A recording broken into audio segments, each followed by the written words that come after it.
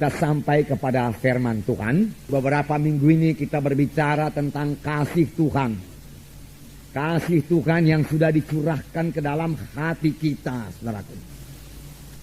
Saudara, kita melihat kalau kita mengasihi, saudaraku, kita juga mengampuni. Sebab kasih itu mengampuni. Salah satu contohnya yang telah kita lihat yaitu Yusuf dalam perjanjian lama. Kita mengetahui Yusuf ini anak Yakub, kemudian dijual oleh saudara-saudaranya ke Mesir. Dan Potifar, saudaraku, membeli Yusuf, kemudian menjadi budak di rumah Potifar. Dan istri Potifar ini tertarik pada Yusuf dan mengajaknya berbuat dosa. Tetapi dengan tegas Yusuf menolak. Dia tahu dosa itu akan menceraikan dia dengan Tuhan. Dia tahu dosa itu akibatnya jelek sekali. Dia tahu dosa itu, saudaraku, akan menggagalkan panggilan Tuhan dalam hidupnya. Dia tahu dosa itu menduka citakan hati Tuhannya. Oleh sebab itu dia menolak dosa itu, saudaraku. Dan istri Potifar menjadi marah dan memfitnah Yusuf. Akibatnya Yusuf dimasukkan dalam penjara. Bukan sebentar, tetapi walaupun demikian Yusuf tidak mendendam. Yusuf, saudaraku, tidak marah, tidak menyimpan kepahitan, saudaraku. Tidak bermaksud untuk membalas dendam. Tidak bermaksud untuk membunuh kapan nanti dia keluar dari penjara. Tidak, saudaraku. Tetapi Yusuf, saudaraku, mengasihi, saudaraku. Yusuf, saudaraku, mengampuni dosa istri Potifar ini. Dosa Potifar, saudaraku. Dia tidak mau menyimpan kepahitan dalam hatinya, saudaraku. Dia tidak mau palak. Dia tidak mau mendendam. Dengan kata lain, dia berjalan dalam roh. Ataupun berjalan dalam kasih. Yang tidak membalas kejahatan dengan kejahatan. Tidak membalas caci maki dengan caci maki. Tetapi dia mengalahkan kejahatan dengan kebaikan. Inilah hidup anak-anak Tuhan. Inilah dia anak-anak Tuhan, anak-anak terang. Yang berjalan dalam roh Tuhan. Yang berjalan dalam kasih, saudaraku. Saudara barangkali berkata, saya tidak sanggup berbuat demikian. Saya pun tidak sanggup, saudaraku. Dengan kekuatan saya sendiri, saudaraku. Tetapi syukurlah Tuhan sudah mencurahkan kasih-Nya dalam hati saya. Tuhan juga sudah mencurahkan kasih Tuhan dalam hati saudara. Itu terjadi pada waktu kita lahir baru. Tuhan bukan hanya memberikan keampunan dosa kepada kita.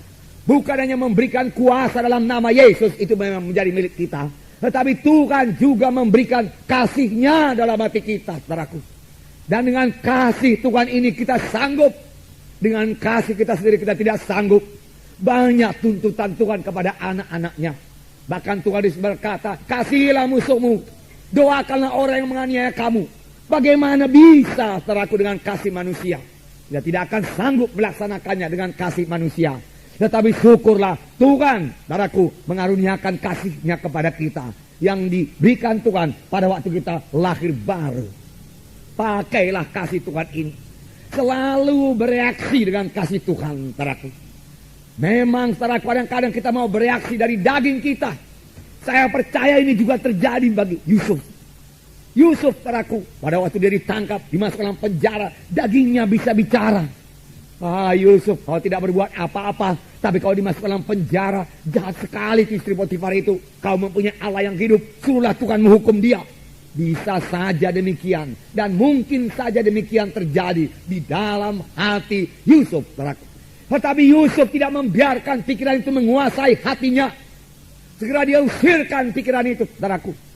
Dia tahu dia anak Tuhan. Dia tahu dia anak terang. Firman Tuhan berkata, jikalau kamu hidup dalam kebencian, sampai sekarang ini pun kamu masih dalam kegelapan. Firman Tuhan berkata. Yusuf mengetahuinya, saudaraku. Oleh sebab itu Yusuf melawan kehendak dagingnya, saudaraku.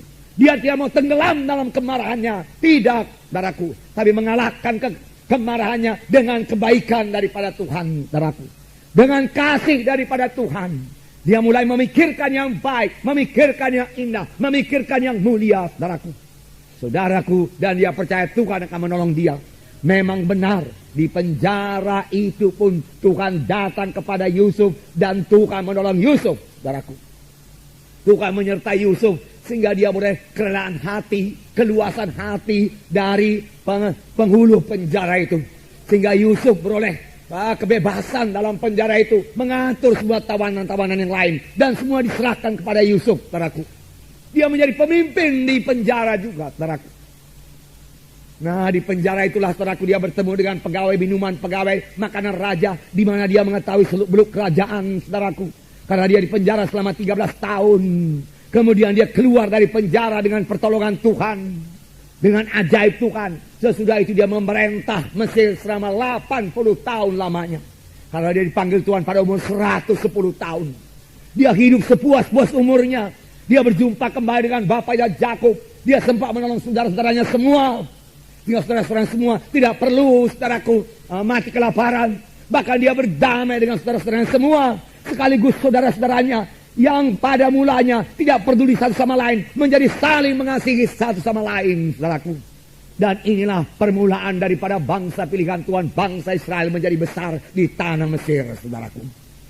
Dan saudara, karena Yusuf tetap dalam Tuhan, kemudian Yusuf punya visi lagi. Visi dari Roh Kudus, bahwasanya satu saat nanti bangsa pilihan Tuhan ini, bangsa yang besar ini akan keluar dari tanah Mesir dan menuju tanah perjanjian. Dan Yusuf berkata kepada tua-tua sidang pada waktu itu, pada waktu umurnya 110 tahun, berjanjilah kamu di depan Tuhan. Pada waktu kamu nanti meninggalkan tanah Mesir ini, bawalah tulang-tulangku beserta dengan engkau. Aku tidak mau tinggal di tanah Mesir, dia katakan. Aku tidak mau jadi mumi di sini, bagaimana kebiasaan orang Mesir. Aku tidak mau memiliki piramid, dia katakan. Tidak, dia bisa memiliki piramid karena dia sejajar dengan Firaun yang lain, saudaraku. Dia sangat berkuasa. Nah, tapi dia berkata, aku mau nanti bersama-sama dengan Tuhan. Tuhan akan memimpin kita keluar dari tanah Mesir ini ke tanah perjanjian. Aku mau berjalan bersama-sama dengan Tuhan. Aku mau melihat Tuhan, dia katakan. Aku mau melihat kuasa Tuhan. Aku mau masuk tanah perjanjian. Dan itu terjadi, saudaraku, puji Tuhan. Inilah terjadi bagi orang yang berjalan dalam Roh Tuhan, yang berjalan dalam kasih, yang selalu mengampuni, yang tidak membalas kejahatan dengan kejahatan, tetapi dengan kebaikan. Hatinya selalu terang dan dia mewarisi tanah Kanaan. Dia masuk ke tanah perjanjian. Puji Tuhan, saudaraku.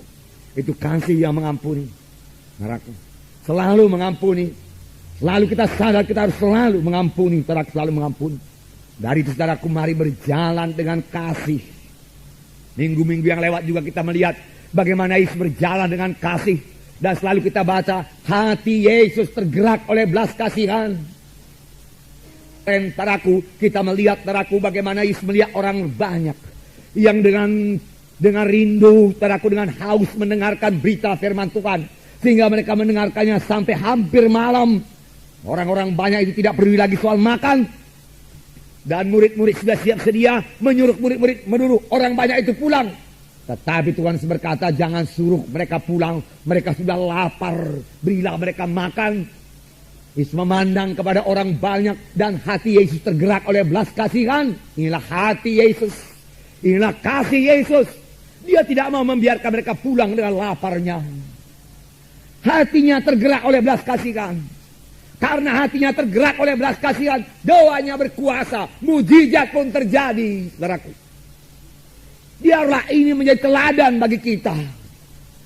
Bahwasanya hati yang tergerak oleh belas kasihan itu digerakkan oleh kasih Allah. Dan karena digerakkan oleh kasih Allah, kuasa Tuhan ada di situ, saudaraku.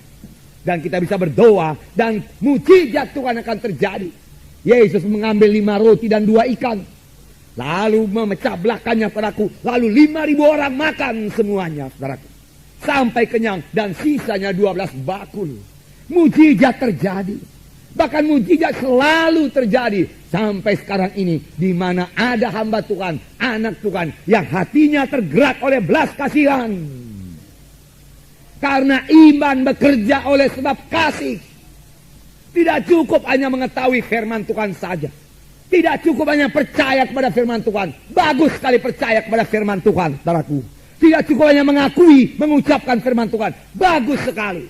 Namun itu saja tidak cukup untuk menurunkan mujizat Tuhan. Ada anak-anak Tuhan yang sudah percaya kepada firman Tuhan, mengakui firman Tuhan, saudaraku, mengucapkan firman Tuhan. Lalu dia berharap, saudaraku, akan turun mujizat Tuhan yang luar biasa. Tetapi berkat mujizat belum turun juga. Mari kita cek di mana yang kurang. Biasanya yang kurang yaitu kasih. Sebab iman bekerja oleh sebab kasih. Di mana ada kasih, di situ ada terang. Di situ ada iman, di situ ada kuasa, ada berkat, ada kemenangan. Haleluya saudara.